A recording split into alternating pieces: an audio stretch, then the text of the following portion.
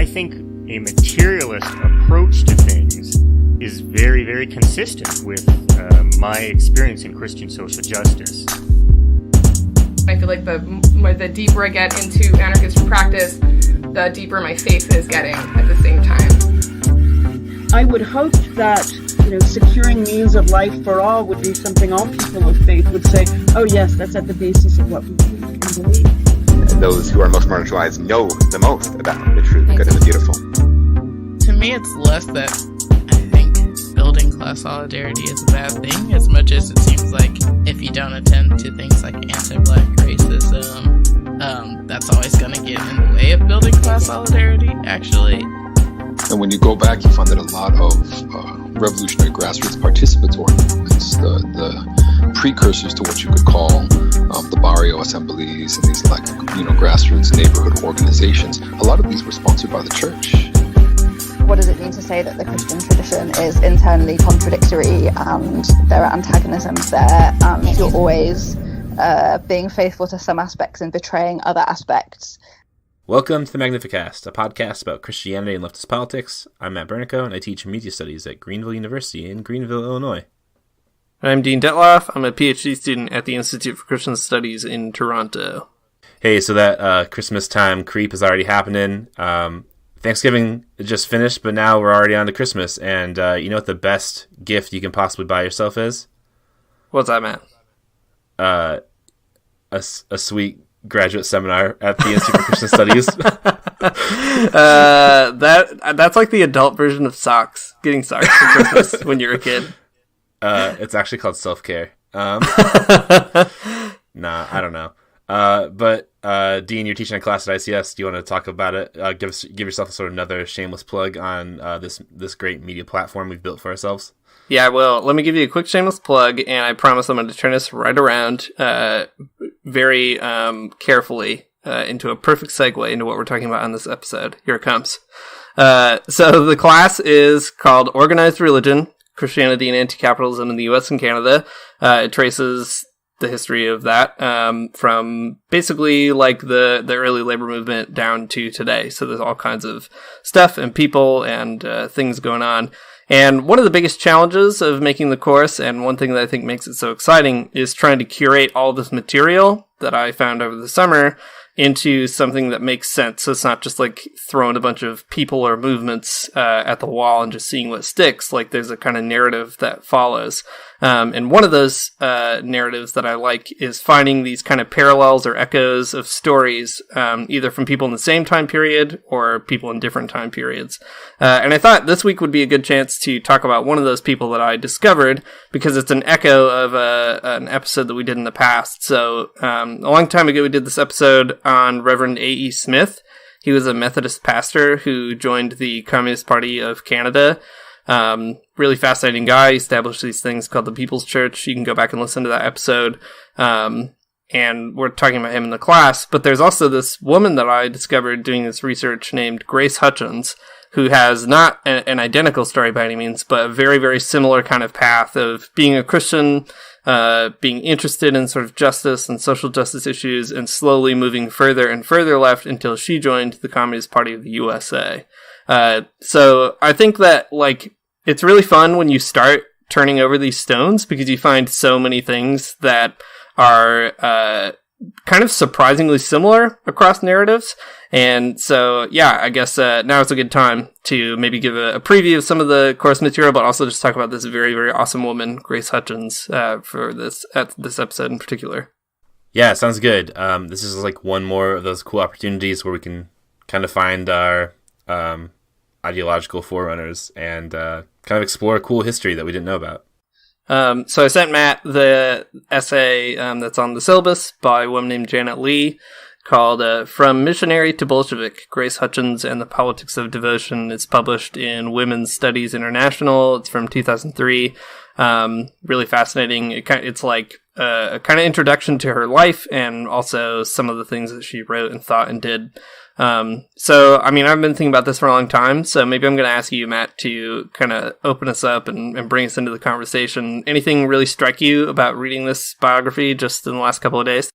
Yeah, I think Grace Hutchins is a cool person with a cool life, a really wholesome and nice life, one where she was radical and outspoken and never kind of backed down from her really strong convictions about social justice. That's at least how she probably would have framed it in her early life, but communism and maybe her later life. She's another really good example of the ways that Christianity definitely inspires people to kind of want to fix society, like materially speaking. And she's also another great example of ways that people who sometimes want that end up drifting away from their faith in one way or another. I think to no fault of her own, and probably more because of the politics and sort of class interests of Christianity. But still, that did happen. So Grace Hutchins is another person that we're going to talk about throughout this episode that we can definitely pull on and kind of add to the big, neat list of Christians who are also communists. It's a good list. That good communion of Magnificast saints. Yeah, that's right. Yeah, I think, too, what makes her so fascinating is that she appears in the labor movement at a time that is really, like, exciting and interesting to learn about, but she also has a lot of other kind of things that make her story unique and important, I think, to remember as somebody who was part of that labor movement. For example, like, she was a lesbian. She wrote a ton about, like, women and children under capitalism.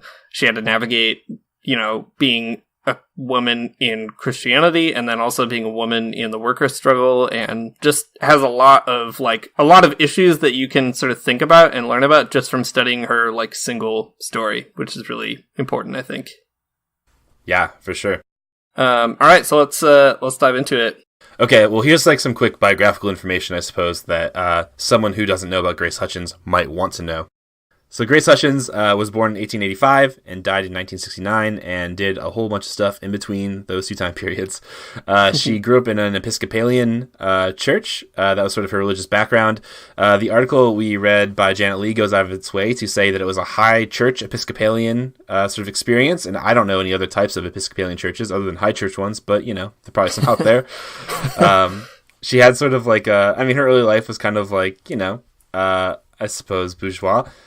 She went to Bryn Mawr and was really sort of committed to, Christianity there. So much so that, like, after her time as a student leader at Bryn Mawr, she ended up going to be a missionary in China. And I know what you're thinking, that doesn't sound like a very communist thing to do, but just wait.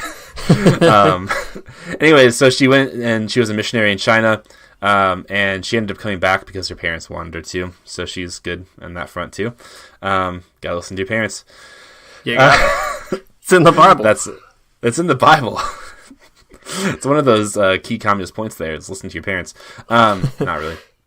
Anyways, when she came back, she became a more and more politicized person, kind of radicalized by some classes she ended up taking on labor. But also she was a part of resistance to U.S. involvement in World War I. After that, she kind of joined the Socialist Party of the United States. After that, she ends up meeting her, what I guess would be her partner, Anne Rochester, who is a Marxist economist, and they're in love and stuff, and it's great and nice and wonderful. They're, like, pretty involved, like, they, like, not just romantically involved, but in terms of their own development, like, they write books together, they travel together, they're, like, a really cool tag team. Yeah, for sure. Throughout all of their travels, they're even, like, writing letters back to the press in the United States, so they're working together. It's cool. A good buddy comedy film. Yeah, I guess so. They work together on a lot of things. One thing that the article mentions that I don't know exactly what to make of, but sounds pretty interesting to me, is that in 1921, Hutchins and Rochester started a women's commune in New York. Yeah. The article doesn't go into length to describe what that was like, but it sounds pretty rad to me. And they both went on and, like, worked in a bunch of Christian socialist or social justice types of organizations throughout the 20s. Just a long list of sort of Christian orgs that they worked with. So they were dedicated to the struggle, dedicated to the sort of Christian socialist scene for sure. Janet Lee, in the article kind of describing Grace Hutchins' life, says this: "She believes strongly that Christianity embodied ethical values of compassion, responsibility, caring, and commitment, all essential aspects of political freedom. Similarly, she saw the premise of freedom and equality in socialism's call for a redistribution of wealth and a transformation of economy and society. Through Christian socialism, Hutchins was able to combine spiritual convictions about duty, commitment, and living a noble life in service of others, with political analyses outlining change in programs. In other words, Christian socialism brought together deep affiliations for religious devotion and social justice. While Christianity provided a rhetoric for duty, Christian socialism provided the strategy for her social action. That's a neat way to put it. Yeah, I think so. I think that kind of link right there is what we are always trying to articulate on this podcast, and Janet Lee, the scholar behind this sort of history, did it for us. Thanks. That's it. Yeah, really nice service. So maybe we should pause here real quick, because this is a long span of her own life. A few decades, born in 1885. And by the 20s, she's full force into Christian socialism in a big way. And it's pretty fascinating that she went to China, for example, during the time period that she did. They mention, Janet Lee mentions in the article that one reason that her parents probably were nervous about her going as a missionary there was because of the Boxer Rebellion in China, which was a anti-Christian, I guess, big, I don't know, it's hard to talk about exactly. It was a big purge. It was a big reaction to the fact that Christianity, had some very weird utopian, kind of lefty, but also kind of wild moments, in the mid 19th century. Think kind of Thomas Müntzer stuff, but a little even more wild in some ways. And so there was a huge backlash against that during the Boxer Rebellion. And then after that, things kind of chilled out, but China had this really, volatile history with Christianity. So for her to even go to China, Janet Lee mentions that when she goes to China, she's not socialist at that point. She carries some sort of colonial assumptions. And Lee goes out of her way to kind of help us understand that, which is really helpful. But that experience also kind of, puts her face to face with different social issues. And by the time she comes back to the US, she's ready to start getting involved, in the labor movement there.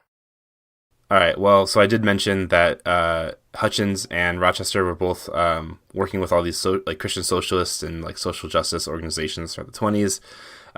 It's kind of worth noting that in 1922, Hutchins and Rochester wrote a book called Jesus Christ in the World Today, which looked at the social justice problems through a Christian lens. It's an important thing to note because the story of the social gospel often just highlights people like Walter Rauschenbach or Charles Sheldon or Niebuhr. But these two women aren't household names, even though they were part of a really radical and persecuted movement. Part of the story that gets left out that is interesting to know about right now. I don't know. We could probably make some speculations about why they left out, probably because of her, turn leftward, but still. They're two really important women that are part of the story. Yeah, it'd be interesting to, I don't know of any history of the social gospel that kind of zeroes in on their participation, Hutchins and Rochester in particular. But it would be interesting to trace that, why, for example, did they not become as significant as some of these other figures who, they might have written an important book or something here or there, but they didn't seem to do that much more than these two women did. It has to do something for sure with the fact that they eventually abandon Christianity in some respects, or at least translate that Christianity into a communist project. Or, maybe it's also the fact that they're lesbians. History doesn't choose to archive them in the same way that it chooses to archive people like Rauschenbusch or something. Yeah, that's a really good point. But it's so important because the social gospel, I find, is often at a popular level, not so much in scholarly research that I am familiar with anyway, but at a popular level, the things that people know about the social gospel are WWJD from Charles Sheldon's In His Steps. That's one thing. And the other is that there were some Christians who thought that justice was a thing and they were going to get into it. But it doesn't often seem to me to be the case that people zero in on stories like this one, or I don't know, isn't it super wild that the social gospel, whatever else we might call it, also included two lesbians who became communists? What? That should be, I feel that should be common knowledge just because it's such a fascinating piece of that history. So I don't know, it's just important to keep finding those kinds of narratives that just don't kind of make it to the surface for a number of political reasons usually. Yeah, I agree. Good people to know about. Well, maybe that's like a good time to start talking about when they do radicalize a little bit and why people might have wanted to leave them behind, at least for these political reasons. So in 1926 and 27, Hutchins and Rochester decide they want to travel the whole world, which Lee says is a pretty wild thing. Like, women don't do that at that time period in the United States unless they're missionaries. So she's kind of carrying this big sense of adventure, it seems like, into just wanting to know a lot more. And so they travel the world and they go to Russia to check out the USSR, which, you know, is still pretty young. It's like when all the excitement is still going on there. Really fascinating time to visit Soviet Russia, I would think. And it's pretty transformative, I guess. Like, it becomes a really political revelation. Hutchins in particular moves towards being a communist, and she comes back to the USA and has to kind of deal with that. And she decides to participate in civil disobedience in the campaign to free Sacco and Vanzetti. Matt, I know that you're all about Italian leftism, so maybe you could fill us in on some of that context. Well, Sacco and Vanzetti are kind of before my time of interest in Italian leftism, but they were pretty important figures in the left in the United States. They were both like Italian-born, but American anarchists who were convicted of murdering a guard, I think, for an armed robbery that they carried out. So some real anarchist sort of activities for sure. They were definitely serious about their whole situation. Anyways, they were like they were found guilty of murder, which I think they actually did commit. But anyways, they were sentenced to death. But there's this huge movement in the United States to get them pardoned. There's a lot of other stuff kind of going on here too, because not only are they anarchists, but they're also like Italian and like immigrants too. So there's like lots of sort of like racial tension tied up in some of the controversies surrounding their trial, if I remember correctly. Anyways, they were both executed, and it was a huge thing in the United States. And she was a part of it, which is a cool thing. I guess it's kind of silly, but I'm always like really astounded when I find out people who like were alive at the same time. I know that's like something kind of silly to be astounded at, but I don't know, it's an interesting thing. That these historical people all lived at the same time, and they were participating in one another's lives in some way. It's like finding out that everyone was at the same show at Cornerstone Festival.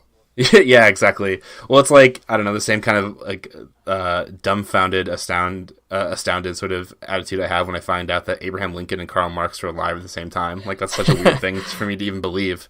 Right. But it's also weird to me. It's also weird to believe that we were probably at the same You Without You concert at Cornerstone, and we didn't even know it. So there you go. Yeah. So like she's part of that, right? So she's been to Russia, now she's back, and she wants to express solidarity with these folks. And not long after that, she joins the Communist Party of the USA. So it's a really like series of radicalizing moments, I guess, that sort of lead to that decision. But it's neat because then in the late 20s and 30s, she ends up writing books and pamphlets on children, women, and work that become really popular within the party. Like the party distributes them and reprints them, and they're just a big deal. Everybody wants to read them, I guess. I have this collection of like writings from the Communist Party USA, that's like the first 50 years or something. And there's one that she writes about how the New Deal is actually like not cool for women, which is really fascinating because it's this neat like communist take on this social democratic policy. And it's, you know, framed in this way that's like, well, more work for who and like how. So that's neat that she's like always pulling these kinds of concerns in with her as she follows down the communist trail. Yeah, that is very cool. Okay, well then fast forwarding in her life even further. In the 40s and 50s, she kind of put her bourgeois roots to good use and supported the Daily Worker financially. That's pretty cool. Janet Leigh's article says that she was one of the primary stakeholders in the Daily Worker, which is, in case you don't know, the newspaper of the Communist Party of the USA. So There you go. That's what you do. That's a good sort of use of your bourgeois inheritance. Yeah. Here's a wild thing about that. Here's a weird connection of like people alive at the same time. All right. So she grows up Episcopal. She radicalizes, and then she supports the daily worker. Dorothy Day also grew up Episcopal and then created the Catholic Worker, which was a direct competitor with the daily worker. So weird times. There they are, both alive at the same time, as people do. Yeah, both kind of like weirdly competing, I guess, in one way or another for like the soul of the left, if you will. There you go. That would be a very good paper. Somebody should write, actually, sort of comparing those two biographies. Yeah, that'd be really cool. Two people who are writing newspapers. Yeah, but like even more than that, like they come from this similar like Christian tree, both like going to the Episcopal Church and then getting involved in strikes or whatever. Oh yeah, good point. Well, there you go, MA students. There's something to write your thesis about. Please cite us. Okay. All right. Well, Janet Leigh goes on to comment a little bit more and explicate what's exactly going on here. She says, "What is fascinating about Hutchins' politics is that even though she journeyed from Christian missionary to radical Bolshevik, her devotion stayed grounded in the sentimental idealism of a great moral adventure, the drama between good and evil that gave opportunities for noble duty and glorious commitment."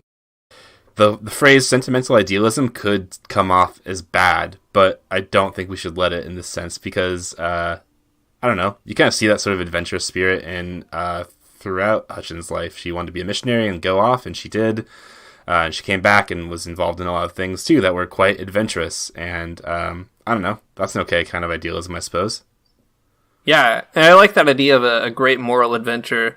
And the fact that Leigh sort of makes that continuity between her Christianity and her Bolshevism is really fascinating. That like these are both kind of inspirited attempts to subdue evil in the world or something, or like increase the good in the world. That's the common thread that no matter what point of life she's in, that's the thing that she's chasing. I think that's a really neat way of looking at it. Yeah, exactly. I mean, I think what it demonstrates is just that the religious commitments that she transforms into like social commitments end up being sort of like a lifelong pursuit, not something that she just like ever puts down. It's just something that kind of evolves over time, but definitely something that I think was inspired by her Christianity. It's similar to like the story of A.E. Smith in the same way too. Like even when he becomes a communist and he starts to move away from his more explicit role as like a pastor, you get the sense from reading his biography and reading his autobiography that he still has that sense of like moral adventure. Like the reason that communism is good is obviously because of its desire to sort of change the material world, but there's also this real inspiration involved in it. And that's the thing that sort of captivates both Hutchins and Smith in a really interesting way. Yeah, Janet Leigh even goes on to talk about that there's like a type of romanticism involved in being a communist. And again, not necessarily a bad way, but in kind of an interesting way, like, the moral adventure kind of way. I like that. Right, right. Can't be scientific all the time. Sometimes you gotta get adventurous. You gotta get messy, make mistakes. Oh man, Communist Magic School Bus though. Comrade Magic School Bus. Comrade Magic School Bus. Comrade Frizzle, where are we going today? To liberate the workers. That's it. And then Arnold's like, why can't we ever just go on normal field trips? And then they kick him out of the party. Well, that's why he's in school. It's re-education. That's right. Oh, no. We have lost the plot here. Well, gained a different plot, if you think about it. The point of Janet Leigh's article is to lay out Grace Hutchins' life in such a way that that kind of traces her ideological transformation from being sort of like a social justice Christian type of person into like a fully committed Bolshevik, right? From missionary to Bolshevik, which is a transformation that I appreciate. It's a cool transformation. The best transformation, one might say. So what Janet Leigh tries to do in this article is something that she admits that Grace Hutchins might herself not like. So Janet Leigh says this. Central in Hutchins' ideological journey was a continuity of faith. While Hutchins rejected religion after 1927, I believe communism functioned as an alternative religion in her life as it did in the lives of many other old left loyalists who dedicated their lives to social and economic transformation. She would not, I think, have agreed with my focus on such continuity. First of all, I appreciate when an author can kind of recognize that the claim that they are making is one that the person who they're writing about would not have liked, but still it's probably true. That's good. I think it's a good take. I mean, Hutchins rejects religion after she kind of joins the Communist Party, and I get it. I mean, A.E. Smith does it in a really similar kind of way too, and I think we can find it in the lives of other folks who kind of undergone this, a similar ideological transformation that you move away from one thing as you kind of embrace something else. But the observation that like communism might have functioned as an alternative to religion is, I think, definitely true for Hutchins. Yeah, I think there's something to that. But like true in the best possible way. Like there's a continuity of a certain kind of, I guess, commitment or fidelity or, the missionary zeal. Like she becomes the evangelist of communism in some ways. Like, okay, that's structurally true, I think. But I think what's even more interesting is the way that Leigh pulls out that she has a certain spiritual disposition that continues. And it's not just a zealous one. Like, you described her earlier, Matt, as having like a really wholesome biography, and I think that's a really good way to put it because like there's a moment in here where Leigh talks about how like she went to like a school reunion, and she was like a speaker there, and everybody was commenting about like how she was like really nice and sweet and like had a really nice smile and stuff, and I was like, man, that's the kind of communist you want. Like, she has this real like Christian simplicity or humility or something that just makes her, a blessing to be around, even when she's like an old lefty. Yeah, I think we've talked about this type of thing on the show before, I suppose, where Christianity is really good practice to be a communist. Right. Yeah, McCabe says that, right? That, like, reading the Sermon on the Mount is the kind of thing you could do to, like, make a good comrade. Also, it could probably be... I mean, the opposite could probably be true, too, I think, in some cases. For sure. There's the type of Pauline zeal that would not translate to communism quite as well, or just make you a really annoying communist. Yeah, that's true. But, hey, what are you going to do, I guess? Well, here's a really neat kind of meditation that Leigh has a little bit later on too, kind of reflecting back on this continuity. She writes, this is like kind of long but worth it. In this way, Hutchins' early religious training that included an unwavering belief in the absolute power of the deity provided a spiritual foundation for facilitating a zealous embrace of communism as the hope of the world.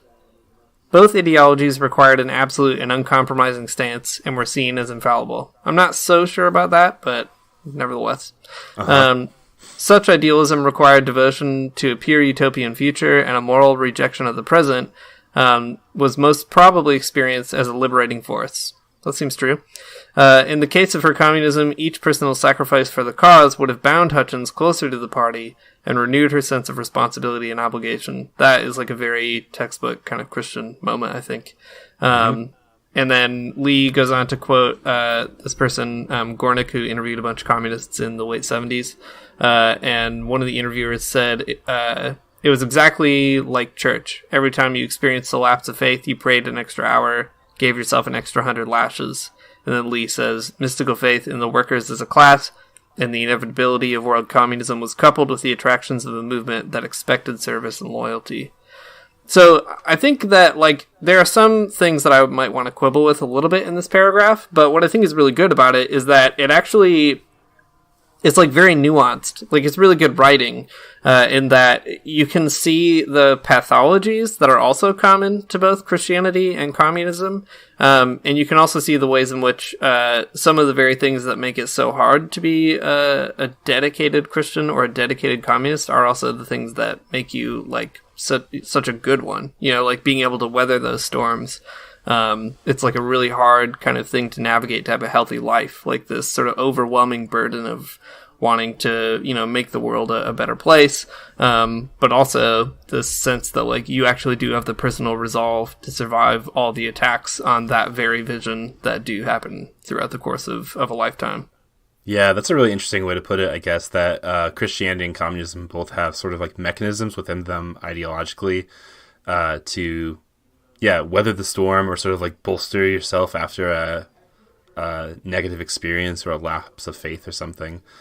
That's an interesting way to think of it. Yeah, you could do, I think, a really interesting study on, the spiritual disciplines of communism or something like that. The kinds of technologies that are available in a communist vision of the world that turn you into a different kind of person, right? Like, turns you into the kind of person that could go on strike for a really long time and help other people do that as well.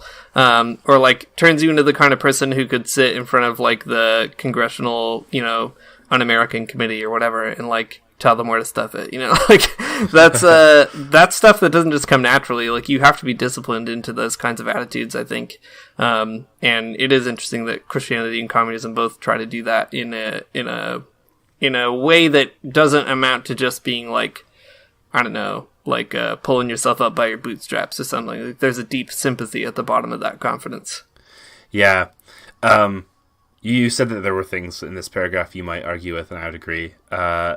The comment that both ideologies required an absolute and uncompromising stance and were seen as infallible seems a little bit overstated to me. In the case of both Christianity and in communism, I mean, people see both those things as infallible, but at the same time, like she is from a specific type of Christian tradition that I think offers more nuance than infallibility. And probably, tackles her communism in a way that's, like, with more nuance and infallibility as well. Yeah, I think so. And you don't get the sense that even, like, having faith in something doesn't necessarily have to make it infallible in some kind of authoritarian way or something like that. I guess it's more like, it's kind of like the whole Kierkegaard thing, right? Like you have faith in something so that you can have faith in it in a weird kind of way. Like you don't have faith in something necessarily because it's like an ideological block on your thought, which I think is what infallible often implies. Right. It's more like you have faith in something because you think it's worth having faith in or something like that. Yeah, that's different than what they're saying here, but I don't know. Yeah, but like whatever. I think also like even being sort of bothered by that line or something like that is good. Like it's good that the line is in there because rhetorically it helps you to attend to I guess what I was just saying, like these kind of pathologies that are equally present or structurally analogous within Christianity and communism that are really, I think, important to be wary of as well. Well, maybe we can draw a few more observations then based on Grace Hutchins' life in general. Okay, so we're recognizing that there's some kind of like topological similarity in some ways between Grace Hutchins and other sort of Christians who have undergone an ideological transformation towards communism. Like A.E. Smith is the example that we keep coming back to. There are probably others that we could get to if we thought about it hard enough, but hey, let's not. Let's think about it less hard. Anyways, I don't know. What do you think we can make of this kind of thing? Like, if it's the case that Christians who undergo this type of ideological transformation, like, become not Christians and only communists, like, I don't know. What should that mean to us? Yeah, I think about that question a lot because, like, I'm a Christian and a communist. And trying to predict your own future, I guess, is something that's hard to do, but worth meditating on every once in a while. And, like, I don't really see myself losing my faith in favor of my communism, but at the same time, I have to admit that, like, I haven't really pursued either my faith or my communism as, like, zealously as Hutchins and Smith have. Like, Hutchins, like, moved to a completely different country in a time where you, like, couldn't get in a plane. Because she, like, believed in Christianity so hard. And then she came back and, you know, she, like, lived a really tough communist life. Like, she was a communist through the Red Scare and everything, and she, like, did not back down. Like, she didn't go into hiding. She wasn't quiet about it. And the same with, like, A.E. Smith, you know, like, he was a pastor at several churches. He got run out of a few churches and tried to start churches with like striking workers, and he, was arrested a bunch and stuff. And I think it's like, I don't know, it's like they put their time in so much, and then they got discouraged so much by meeting a lot of resistance, it seems to me, that it makes sense that communism would end up providing like a welcome community that wasn't going to kick them out for like doing what was obviously right, which is like siding with the exploited class. So I get that. I guess I just don't feel it. Maybe I just don't feel as like, I don't know, upset about it or something. It's hard without like psychologizing them, which I don't really want to do. But just thinking about like my own self, trying to work out why I don't feel like that's really my narrative is hard to say. I don't know. How do you react to those kinds of patterned stories? Yeah, I guess I could read them a few different ways. I don't know. I feel the same way as you mostly, though. I don't think that like, well, okay, I can't see my future, but I suppose it doesn't feel like I'll ever like not really be a Christian, because it seems like something that you can't really get rid of.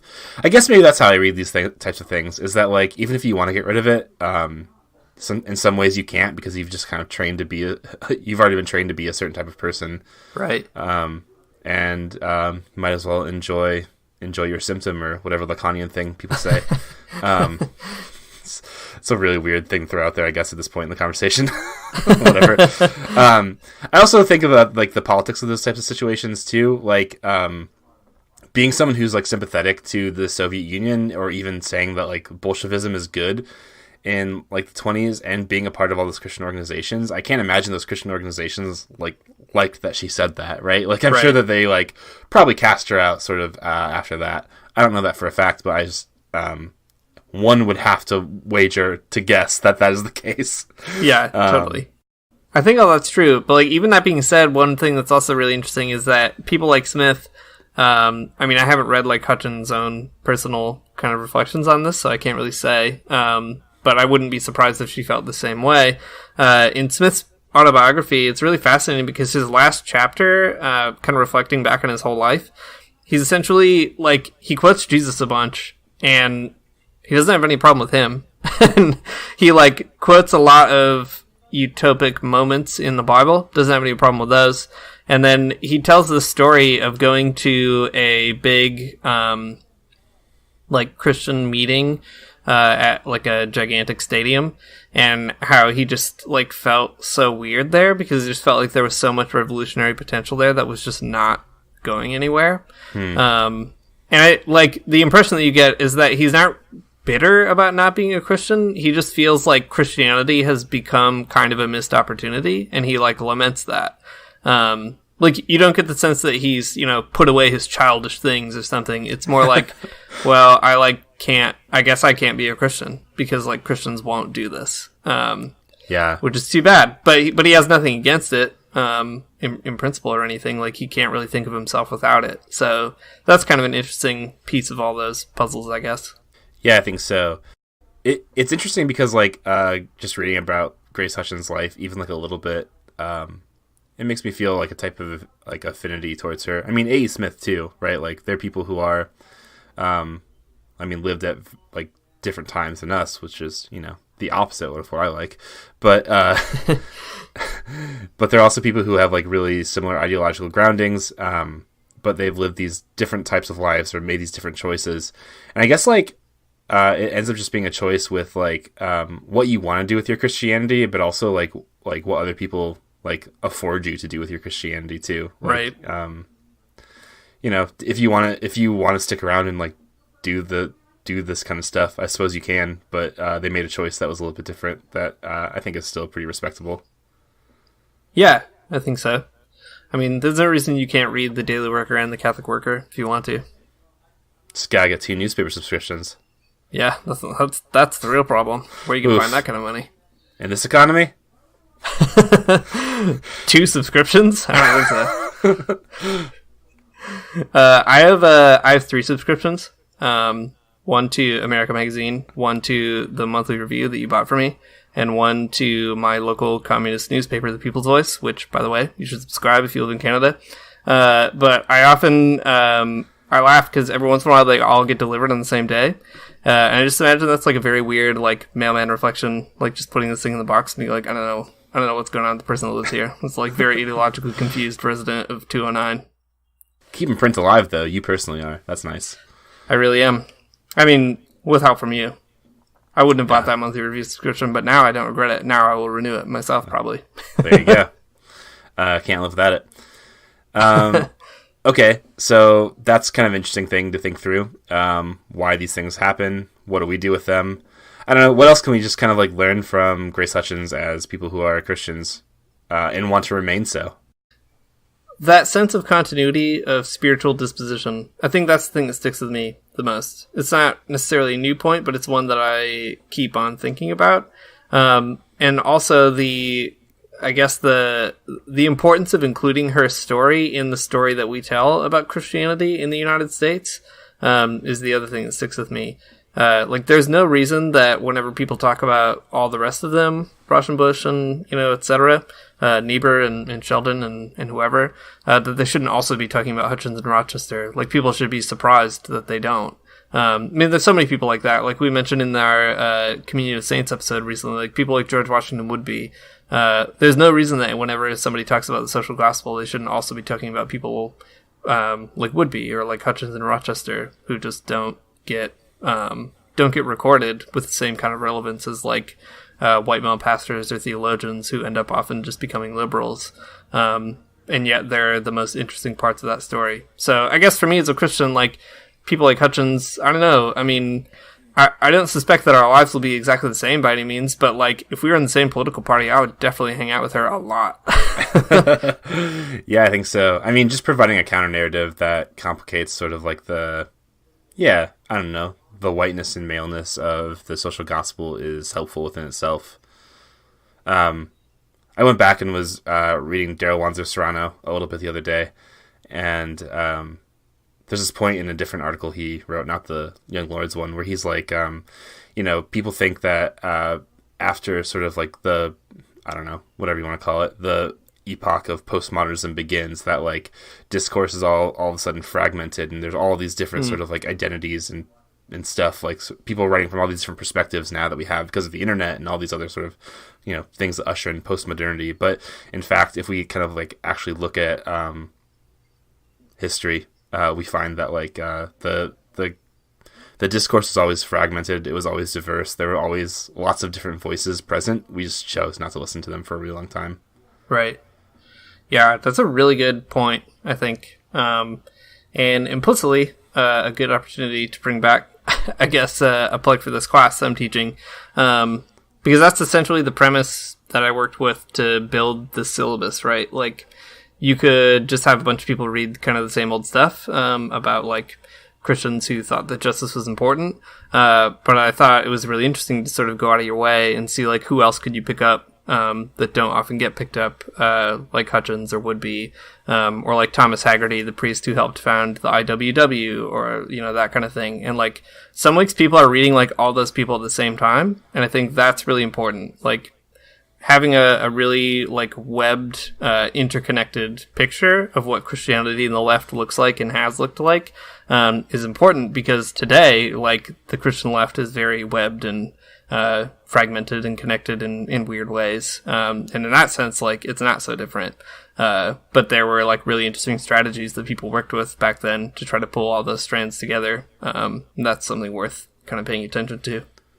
Yeah, I think so, because if you don't know those histories, then, like, you're really just, like, stunting your political imagination. Like, if you don't know about Grace Hutchins in the past, like, I don't know, what will you think about the Christian left today?